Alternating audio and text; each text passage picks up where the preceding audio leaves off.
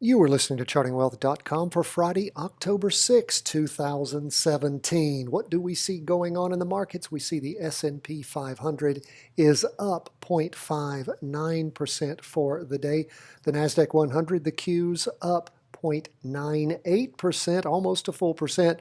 We see that bonds are down about 1/3%, and gold is down about 0.5%. Let's jump first into bonds as we look at our weekly chart where we always start. We see that we are going into the 6th week of up movement, the strongest that we've seen yet so far. We had the weekly vertical crossover back on the week ending the 29th. It was a weak one. It has accelerated into a very strong one.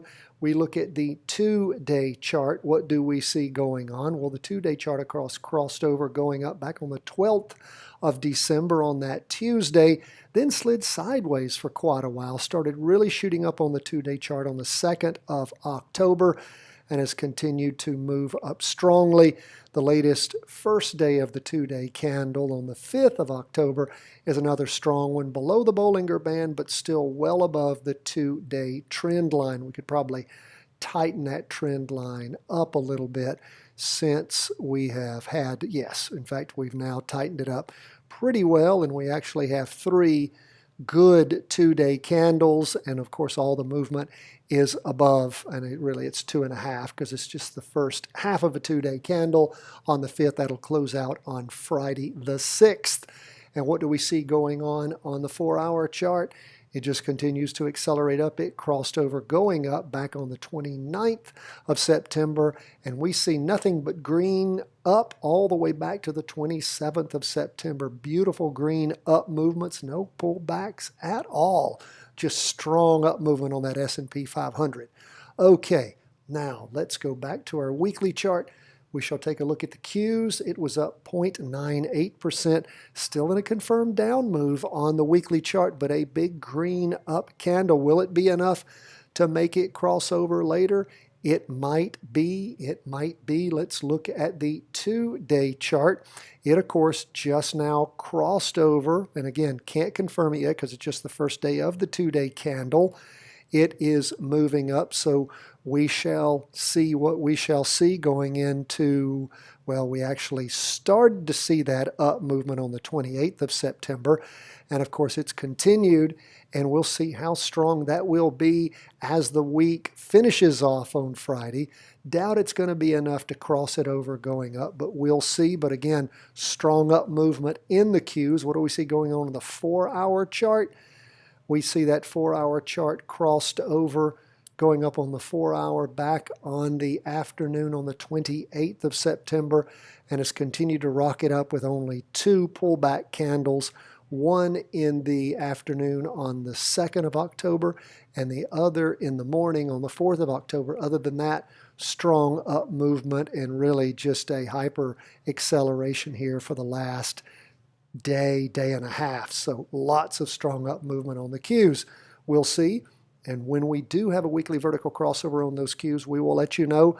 Isn't the fall-winter trading zone beautiful? It seems like movements are much more clear and concise rather than the summer doldrums in that summertime trading zone where things are up one day, down another, up one day.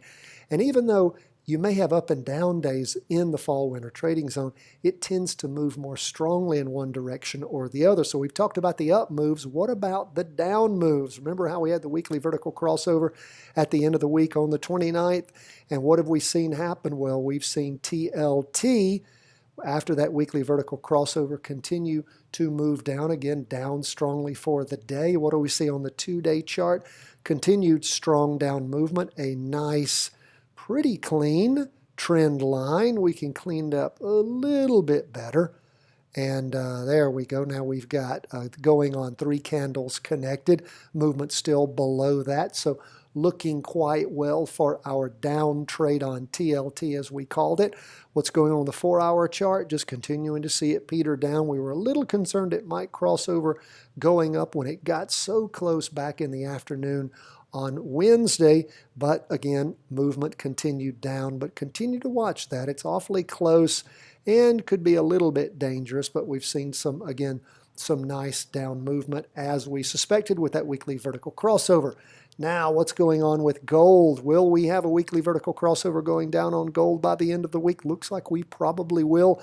Those of you who are subscribers to chartingwealth.com, of course, you will get the call on whether or not that weekly vertical crossover happened. Looks like it will. That'll happen, of course, for any and everyone who subscribes to the broadcast or listens to it in the comprehensive review and forecast that we will do after the market closes on Friday.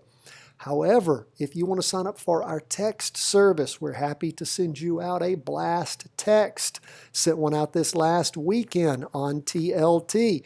And we considered doing it on SPY. That did occur. We did talk about it. We were just concerned about the inherent weakness in that crossover. What do we see going on gold? Well, it'll probably be happening. If you want to receive it, you can get the instructions by simply subscribing to chartingwealth.com, or you can also text to the number 33222 the word Charting Wealth. All the instructions on how to do that are in that daily market review that our subscribers receive every day for free. So we see we do appear to be having a weekly vertical crossover. What's going on in the 2-day chart? Continued strong down movement. Derivative oscillator and the price percent oscillator continued down strong. And when we look at that 4-hour chart, what do we see?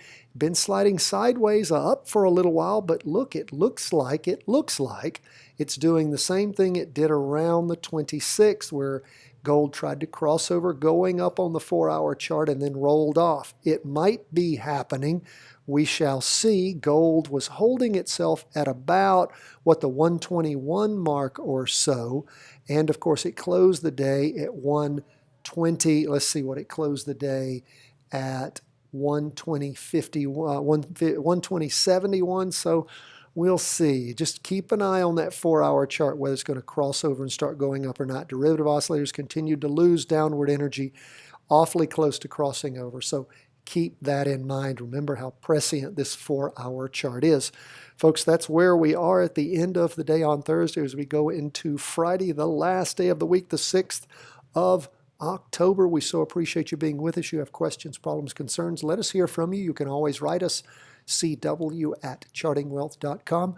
Please also look for our YouTube channel, Charting Wealth, Facebook site, Charting Wealth, Twitter, Instagram, you name it. We're at all those places. And we, of course, appreciate your subscribing at chartingwealth.com to the daily market review that includes all of the great information we have to give to you for free, including the trade worksheet, the daily market worksheet, the weekly market worksheet, the how to read a stock chart video, and the layout that we use at freestockcharts.com. God bless, my friends. All the best from the whole team here at chartingwealth.com.